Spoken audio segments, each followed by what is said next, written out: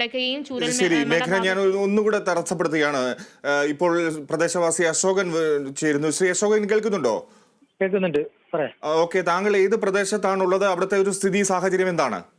ഞാനിപ്പോ ഏകദേശം നിൽക്കുന്നത് നിലമ്പൂര് മണ്ഡലത്തിലെ പോത്തുകല്ല് പഞ്ചായത്തിലാണ്.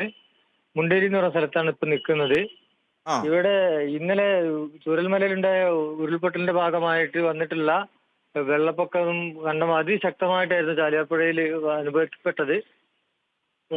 അത് കഴിഞ്ഞ് ഇന്ന് സ്ഥിതി മാറി. വെള്ളം കുറയുന്നതിനനുസരിച്ച് കരയ്ക്ക് വളരെ ഭയാനകമായ രീതിയിൽ കരയ്ക്ക് മൃതദേഹങ്ങൾ അടിയുന്ന ഒരു രീതി കൂടി നമ്മൾ കാണുന്നുണ്ട്. 10 മൃതദേഹങ്ങളാണ് ഇന്ന് ഏകദേശം ഒരു ഉച്ച വരെ നമ്മൾ കണ്ടെത്തിയിട്ടുള്ളത്. ഇപ്പൊ ഉച്ചയ്ക്ക് ശേഷം വീണ്ടും ഓരോ പറയാൻ ബുദ്ധിമുട്ടുണ്ട്. ശരീരത്തിന്റെ പല ഭാഗങ്ങളായിട്ട് ഓരോ സ്ഥലത്തും പ്രത്യക്ഷപ്പെടുന്ന ഒരു രീതി കൂടി നമുക്ക് കാണുന്നുണ്ട്. വളരെ ഭയാനകമായിട്ടാണ് അതൊക്കെ കാണുന്നത്. ലഭിക്കുന്ന മൃതദേഹം തന്നെ ശരിക്ക് കാലിന്റെ കീഴ്പോട്ടില്ലാത്ത ഭാഗം, അതുപോലെ എന്താണ് ചെയ്യുന്നത്? ഇത് കണ്ടു കഴിയുമ്പോൾ ഇത് ആ മൃതദേഹങ്ങൾ തങ്ങി നിർത്താനോ അത് പിടിച്ച് മറ്റൊരു സ്ഥലത്തേക്ക് മാറ്റാനോ അങ്ങനെ എന്തിനെങ്കിലും കഴിയുന്നുണ്ടോ? ഇത് ആരാണ് എന്ന് തിരിച്ചറിയാൻ പോലും കഴിയാത്ത സാഹചര്യം അല്ലേ? ഇത് കൂടുതൽ കാണുന്നത് വെള്ളം കുറയുമ്പോൾ കരയ്ക്ക് അടിയുന്നതായിട്ടാണ് കാണുന്നത്. വെള്ളത്തിലൂടെ ഒലിച്ചു പോകുന്നതായിട്ടല്ല കാണുന്നത്. അല്ലെങ്കിൽ എവിടെയെങ്കിലും വള്ളിയുടെ പുല്ലിന്റെ ഉള്ളിലൊക്കെ തങ്ങി കിടക്കുന്നതായിട്ട് കാണുന്നത്. ഇപ്പൊ കാണുന്ന നിമിഷം തന്നെ നമ്മൾ പോലീസിന്റെ അറിയിക്കുക, അവരത് ഹോസ്പിറ്റലിലേക്ക് മാറ്റുക എന്ന രീതിയാണ് ഇവിടെ കാണുന്നത്. കുറെ ഇത് ഏത് പ്രദേശത്തു നിന്നാണ് ഈ മൃതദേഹം കൂടുതലായി ഒഴുകി വന്നത്? ഏതാനും സ്ഥലങ്ങളിൽ പലയിടങ്ങളിലായി ഈ ഉരുൾപൊട്ടൽ ഉണ്ടായിട്ടുണ്ട് എന്നാണല്ലോ നിഗമനം.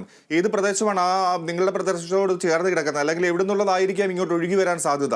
അതായത് വയനാട്ടിലെ ചൂരൽമലയും മുണ്ടക്കയും അട്ടമലയും വെള്ളാർമലയും ഒക്കെ ഉത്ഭവിക്കുന്നത് ചാലിയാറിന്റെ ഉത്ഭവസ്ഥാനമായിട്ടാണ് നമ്മൾ കണക്കാക്കുന്നത്.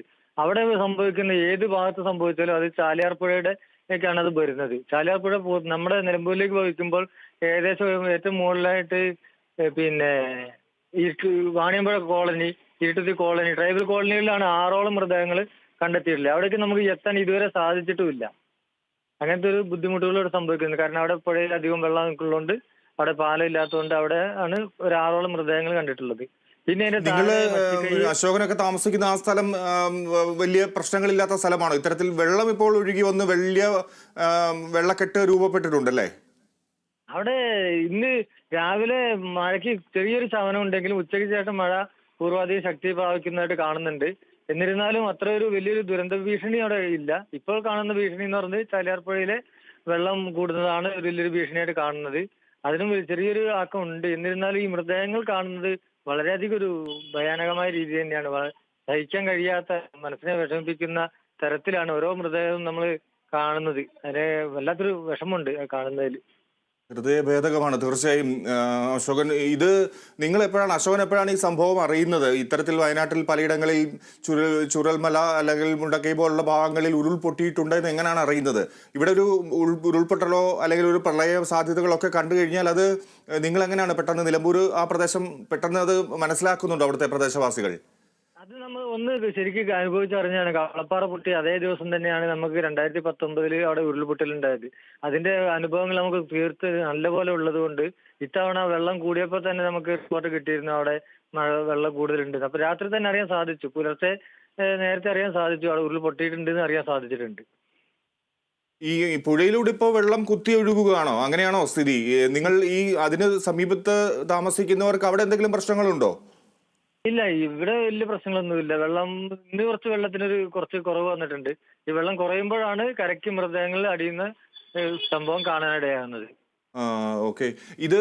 ഈ മൃതദേഹങ്ങൾ അപ്പോൾ അവിടെ ഒരു പോലീസ് സംവിധാനമോ എന്തെങ്കിലും പ്രവർത്തിക്കുന്നുണ്ടോ? അതോ നാട്ടുകാരാണോ ഈ മൃതദേഹങ്ങൾ ഉണ്ട് എന്ന് പോലീസിനെ വിളിച്ചറിയിക്കുന്നതും അവരതൊന്ന് പരിശോധിക്കാൻ മറ്റോ ചെയ്യുക? ഒരു സ്ഥിരമായി അവിടെ പോലീസുകാർ നിൽപ്പുണ്ടോ ഇങ്ങനെയുള്ള സംഭവം നടക്കുന്ന സാഹചര്യത്തിൽ? കണ്ടെത്തുന്നത് നാട്ടുകാരാണ്. പക്ഷെ കണ്ടെത്തിയാൽ ഉടനെ പോലീസിനെ അറിയിക്കുകയും പോലീസ് അത് കൈക്കൊള്ളുകയും ചെയ്യുന്നുണ്ട്. പക്ഷെ വനത്തിനകത്ത് കണ്ടെത്തിയുള്ള ഒരു 5-6 മൃതദേഹങ്ങള്, 6 കറക്റ്റ് പറയാൻ സാധിക്കാത്ത എന്താന്ന് ചോദിച്ചാൽ ഇത് ഈ ശരീരത്തിന്റെ പല ഭാഗങ്ങളൊക്കെ ആയിട്ടാണ് കാണുന്നത്. ചില ശരീര ഭാഗത്ത് കാലിന്റെ അരക്ക് കീഴ്പോട്ട് ഒരു ബോഡി കാണുന്നു, വേറെ സ്ഥലത്ത് പിന്നെ അരക്ക് മുകളിലേക്ക് മാത്രം കാണുന്നു. അങ്ങനത്തെ 2-3 ഞങ്ങൾ കാണാനിടയായി. അതുകൊണ്ടാണ് 6 കറക്റ്റ് പറയാതെ. ആ മൃതദേഹങ്ങൾ ഇതുവരെ കൊണ്ടെത്തിക്കാൻ എനിക്ക് തോന്നുന്നു അശോകൻ, അത് ഈ ഉരുൾപൊട്ടലാകുമ്പോൾ കല്ലും വലിയ പാറ കഷ്ണങ്ങളും ഒക്കെ മൂർച്ചയുള്ള മരക്കഷ്ണങ്ങളും ഒക്കെ കൊണ്ട് ഈ ശരീരത്തിൽ വലിയ മുറിവേൽക്കുന്നതും ശരീരത്തിന്റെ ഭാഗം അറ്റുപോകുന്നതും അടർന്നു പോകുന്നതും ഒക്കെ ആയിരിക്കാം അല്ലേ? തീർച്ചയായും ഈ ഏകദേശം ഒരു 10-15 കിലോമീറ്റർ ദൂരത്ത് നിന്ന് ഒഴുകി വരുന്ന മൃതശരീരം അല്ലെങ്കിൽ ഒരു വ്യക്തി ബോഡി ഇവിടെ എത്തുമ്പോഴത്തേക്ക് വരുന്ന ഭാവമാറ്റങ്ങളാണ്. അത് ആളുകളെ തിരിച്ചറിയാൻ പോലും പര്യാപ്തമല്ലാത്ത തരത്തിലാണ് നമ്മൾ ബോഡി കാണാൻ സാധിക്കുന്നത് നമുക്ക്. അതിദാരുണമായ കാഴ്ചയാണ് അശോകൻ. എന്തായാലും വിവരങ്ങൾ അറിയിച്ചല്ലോ. എന്തെങ്കിലും ഉണ്ടെങ്കിൽ കേരള വിഷനുമായി തുടർന്നും ബന്ധപ്പെടുക അശോകൻ.